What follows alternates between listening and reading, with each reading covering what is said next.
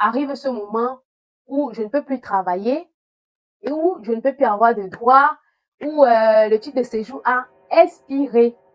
Hello, j'espère que tu vas bien. Moi, c'est Armelle.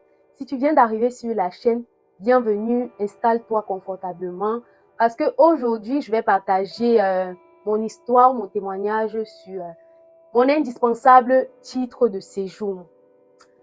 Tu vas comprendre pourquoi je dis que c'est indispensable tout au long de la vidéo. Parce que l'affaire là, Seigneur, il faut avoir le cœur pour pouvoir supporter. En tout cas, je vais te partager comment je l'ai obtenu finalement par la grâce de Dieu.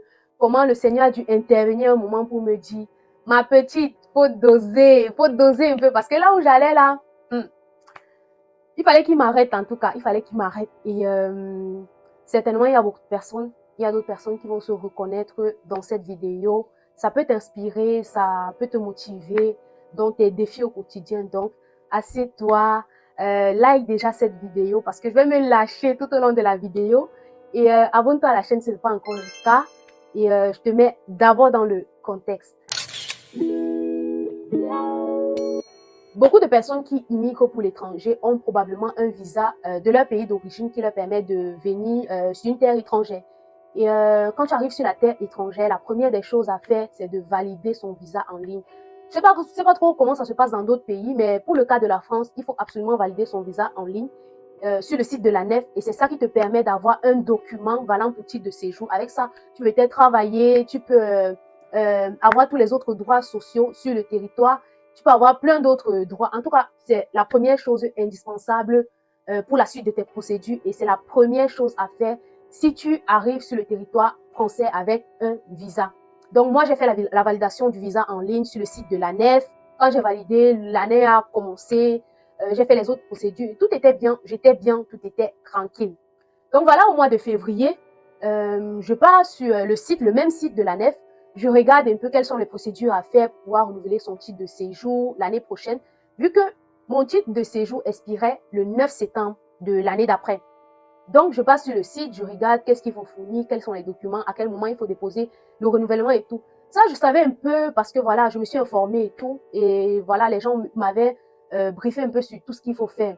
Mais quand je suis allée sur le site, j'ai vu toutes les procédures à faire. Et je me disais, je suis dans les temps. Donc là, il n'y a pas de souci, je vais déposer mon dossier en juin. Je prends 3 mois à l'avance pour pouvoir être sûr d'avoir un titre de séjour avant la date d'expiration de mon ancien titre de séjour. Donc, je me prépare et tout, je constitue les dossiers, notamment l'avis d'imposition, le relevé de notes de l'année en cours et le certificat de scolarité de l'année prochaine, les 3 dernières fiches de paie. J'étais dans les temps, vraiment. Ça, on était en février. Donc, je savais que mars, avril, mai, j'aurais mes 3 dernières fiches de paie pour renouveler en juin. Il y avait également quoi? Attestation d'hébergement et je me rappelle plus des autres procédures. En tout cas, tout est sur le site de la NEF. Vous pouvez aller voir si vous avez envie de renouveler votre titre de séjour. C'est mieux d'aller regarder sur le site parce que ce que les gens nous disent souvent là, c'est compliqué en fait. C'est compliqué. Tu peux écouter ce que quelqu'un te dit et après on rejette ton dossier en disant que non, il y a une pièce qui manque. Donc allez regarder sur le site de la NEF. Vous aurez toutes les procédures à faire pour pouvoir déposer le renouvellement de titre de séjour. Et comment je fais ça? Voilà, je dépose mon titre de séjour en juin. Et je rappelle que pendant que je faisais toutes ces procédures, pendant le cours de l'année, donc à partir du mois de mars comme ça, de mars jusqu'en septembre, je cherchais une alternance. Parce que mon année d'après dépendait de cette alternance-là. J'ai fait une vidéo selon laquelle je ne pouvais pas payer les frais de scolarité de l'année qui suivait. Je pense que c'est le défi de scolarité. Je vous mets le lien de la vidéo juste ici.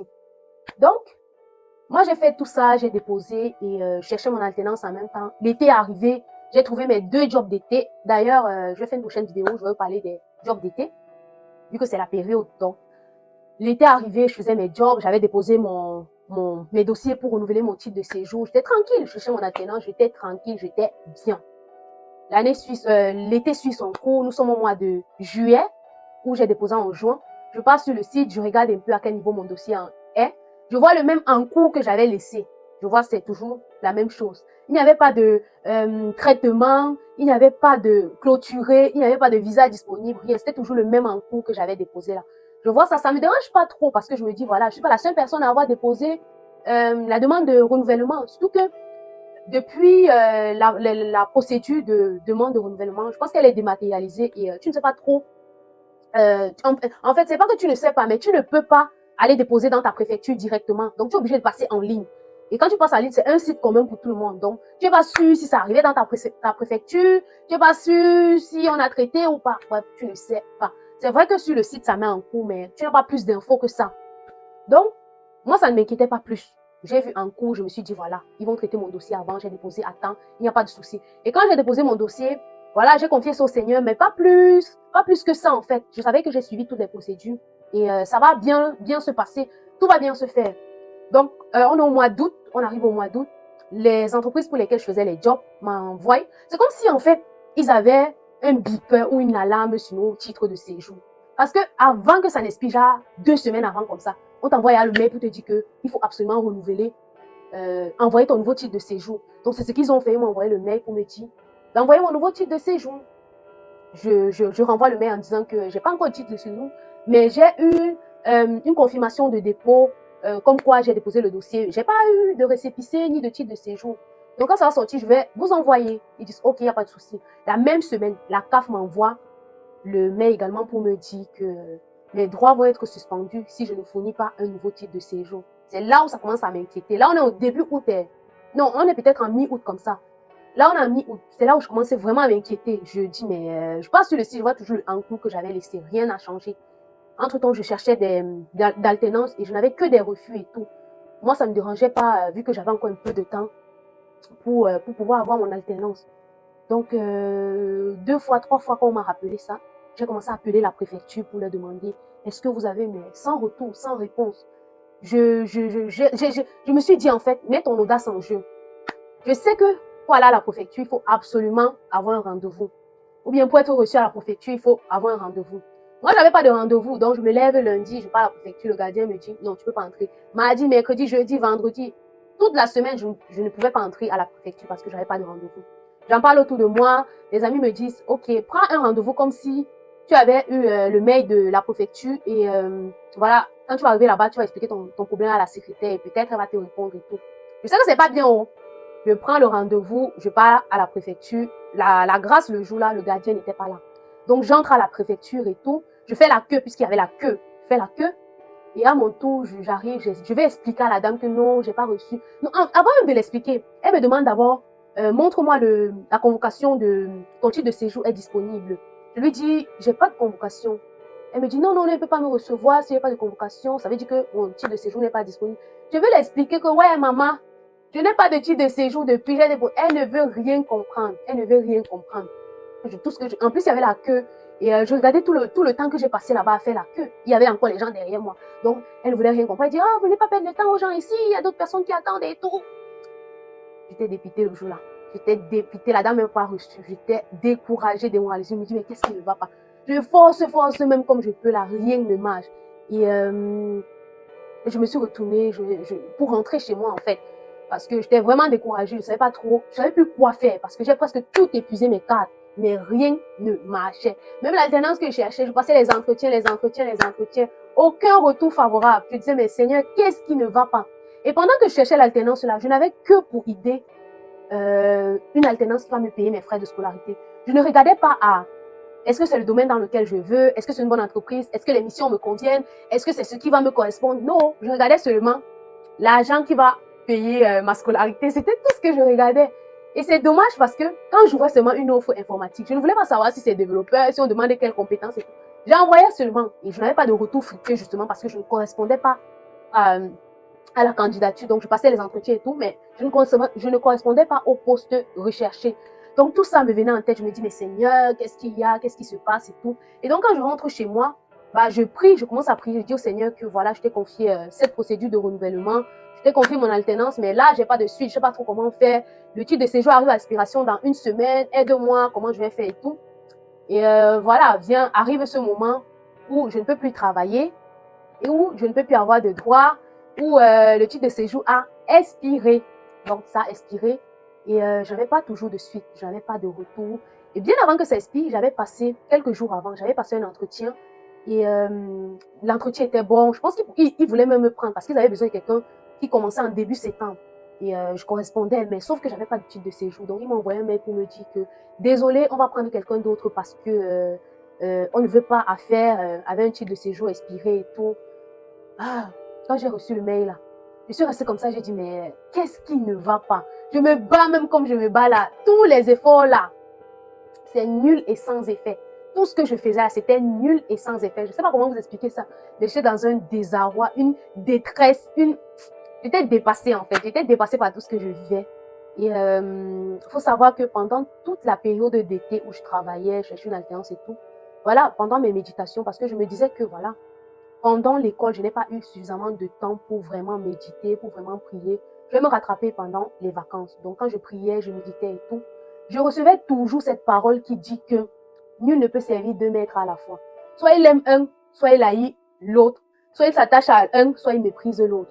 Je recevais toujours cette parole. Je ne sais pas comment, mais ça venait à chaque fois. Donc, quand je recevais ça, je m'interrogeais, mais pas plus que ça. Je ne savais pas que c'était une mise en garde que le Seigneur me faisait par rapport à toute la situation que je traversais. Donc, certainement, tu reçois un truc qui te parle par rapport à ce que tu vis actuellement, mais tu ne comprends pas. C'est peut-être une mise en garde sur ce qui va arriver. Donc, moi, je ne comprenais pas à l'instant, je m'interrogeais, mais je ne sais pas d'autres dieux, je ne connais pas d'autres dieux, je n'adore pas autre chose, mais sans savoir que j'adorais, je prenais comme de l'idolâtrie ou de la vie même cette alternance, ce titre de séjour, sans toutefois m'imaginer que c'était ça. Et le dimanche de la semaine, là, quand je vais à l'église, il y a un nouveau pasteur qui arrive, et avant sa prédication, il commence à parler, prêcher, parler, prêcher. Et c'est comme si on l'avait seulement envoyé pour moi, en fait. Il a parlé des trucs. Je me suis reconnue seulement et dit, ah Seigneur. En fait, pendant qu'il parlait, il disait que de lâcher prise, il y a les choses qui dépendent de nous et les choses qui ne dépendent pas de nous, d'abandonner tout au Seigneur parce qu'il connaît notre avenir, il connaît la suite de notre vie. Il a tellement parlé en fait le jour-là et à la fin de son discours, il a mentionné le fait que de toutes les façons, on ne peut servir deux maîtres à la fois. Soit tu t'attaches à un, soit tu détestes l'autre. Hé Seigneur, quand j'ai compris ça, j'ai seulement soulevé mes mains en l'air comme ça que Ismi, c'est moi, ne cherchez pas plus, c'est moi. C'est à moi que ce message s'adresse. Donc j'ai clairement compris que le Seigneur voudrait que je lâche prise par rapport à ce que je ne peux pas contrôler. J'ai bien tout fait, mais le reste ne dépend plus de moi. J'ai fait ma part. Je laisse le Seigneur faire pour lui. Donc quand je suis rentrée et tout, j'ai prié et tout, j'ai dit au Seigneur, voilà, j'abandonne tout. Tu es mon seul et mon dernier retour, tu es le principal et tout. Bref, j'ai prié comme il fallait. J'ai laissé au Seigneur, mais sauf que j'ai laissé 99% au Seigneur. Les 1% là, j'ai commencé un peu à fouiller. Le lundi est arrivé et tout. Je me suis levée, j'ai commencé un peu à fouiller les alternances, fouiller les trucs. Bref, je n'ai pas totalement abandonné, je vais vous dire ça, je n'ai pas totalement abandonné, mais c'était l'erreur que j'ai même faite, je vais dire ça comme ça, je n'ai pas totalement abandonné et je recevais toujours des messages de laisse, lâche prise, abandonne tout, le Seigneur te connaît mieux que toi-même, tu ne connais pas ton avenir, tu ne détermines pas la fin de ta vie. Je recevais des messages comme ça. Et au bout de 2 semaines, je n'ai pas, donc 2 semaines après l'expiration, on était déjà à la 3e semaine du mois de septembre, je n'ai pas toujours reçu de titre de séjour. Pendant la semaine là, je passe des entretiens, mais rien, j'ai pas toujours de suite convaincante, j'ai pas toujours de retour positif. Je suis là, je dis, mais Seigneur, qu'est-ce qu'il y a? Finalement, je comprends que vraiment, si je fais tout de moi-même, je n'aurai rien. Donc j'abandonne au Seigneur, je laisse au Seigneur, je me couche, ouais, quand je vous dis abandonner, c'est pour dire que vraiment, je n'ai plus rien fait de moi-même. Je n'ai plus cherché d'alternance. Je me suis résolue à comprendre que c'était pas peut-être la bonne motivation pour laquelle je cherchais, ou bien ce n'est pas peut-être mon année. Ouais, j'ai compris ça comme ça. Et voilà, quand j'ai compris ça comme ça, j'ai carrément abandonné. Je ne cherchais plus assez. Je voyais juste les retours que j'avais et tout. Je ne me plaignais plus assez parce que faut vous dire que la période là, vraiment, j'étais énervée. La période de l'expiration de mon titre de séjour. Peut-être fin août, tout le mois de septembre, j'étais énervée, j'étais triste, j'étais en colère, bref, tous les symptômes d'un fou. J'avais ça. Je vais vous dire ça, j'avais tous les symptômes d'un fou. Parce que j'étais à un moment, je commençais à perdre la tête à cause de tout ça. Et je prenais ça comme un Dieu, je prenais ça comme la vie en fait. Comme si sans ça, je n'allais pas vivre. Et pourtant, c'est faux après ça. Et avant ça, je vivais bien, mais peut-être pas comme moi j'aurais espéré, mais je vivais. Donc, 3 semaines après l'expiration de mon titre de séjour et 3 semaines après, ouais, la fin du mois de septembre, quand j'avais déjà tout abandonné, bref, je ne voyais plus rien. Je reçois le mail de la préfecture qui me dit votre titre de séjour est disponible depuis le 1er septembre. Mon titre de séjour était disponible. Vous voyez les choses de Dieu alors. Vous voyez, le titre de séjour était disponible depuis le 1er septembre, mais je n'avais pas reçu de mail, je n'avais rien reçu.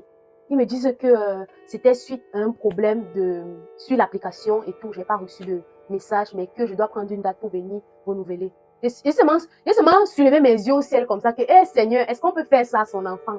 Est-ce qu'on peut faire ça? Donc j'étais contente, j'étais fière et tout, j'ai regardé les rendez-vous et j'ai pris mon titre de séjour au mois d'octobre. Et pendant toute cette période, quand j'ai récupéré mon titre de séjour et tout, j'avais toujours des refus de candidature, des refus d'alternance. Voilà, j'ai lâché prise, j'ai compris que c'est pas le moment, c'est pas la période. Et ce que je recherche, peut-être, je vais pas la voir. Et je mentionne tout ça aussi parce que nous sommes nombreux à forcer. Des fois, on force, on sait que c'est pas bon pour moi, mais le motif ou la raison pour laquelle on force n'est pas toujours simple. Et le Dieu qui sait ce qui nous attend devant, le Dieu qui sait la situation qu'on vit actuellement, ne nous abandonne pas, ne nous laisse pas tomber. Il veut juste que tu reviennes aux sources. Il veut juste que tu reviennes à lui pour que lui, il puisse faire sa part. Tu as fait ta part, laisse Dieu faire pour lui. Et dans cette période, j'ai commencé à comprendre beaucoup de choses que je lisais. Il y a même 1 Pierre 5, verset 7 qui disait « Déchargez-vous sur lui de tous vos fardeaux, de tous vos soucis, car lui-même, il prend soin de vous. Donc, il connaît la suite de ta vie. Il connaît ton avenir, il connaît la situation que tu rencontres. Donc, si vous passez par une situation pareille, abandonnez au Seigneur. Si vous allez rencontrer une situation de ce genre, ou même si vous rencontrez une situation dans votre vie qui est peut-être semblable, vous avez essayé plusieurs fois, plusieurs mois à chercher quelque chose. Peut-être ce n'est pas le plan du Seigneur, peut-être ce n'est pas la volonté du Seigneur. Retournez vers lui pour demander, voilà, comment est-ce que ça va se passer? Qu'est-ce que tu prévois pour moi? Et certainement, il va ouvrir une porte et peut-être la meilleure porte même que vous auriez espéré. Moi, ça a été le cas.